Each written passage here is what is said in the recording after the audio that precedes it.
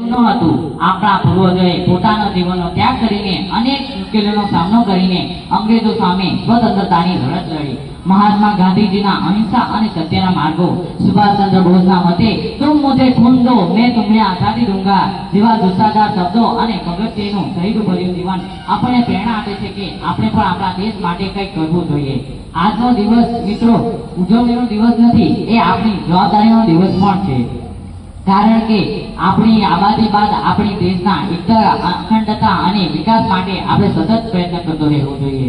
આજના દિવસે એટલે કે 15મી ઓગસ્ટના દિવસે આપણા દેશના વડાપ્રધાન એવા આદરણીય નરેન્દ્રભાઈ મોદી લાલ કિલ્લા પર જઈને ધ્વજવંદન કરે છે અને દેશને સંબોધે છે। દેશભરના શાળા કોલેજોમાં કચેરીઓમાં ધ્વજવંદન થાય છે। શહેરોમાં અને ગામડાઓમાં પ્રભાત ફેરીઓ નીકળે છે। બાળકો દેશભક્તિના ગીતો ગાય છે, નૃત્ય અને નાટકો કરવામાં આવે છે। બાળકો મીઠાઈ વેચીને પોતાની ખુશી વ્યક્ત કરે છે।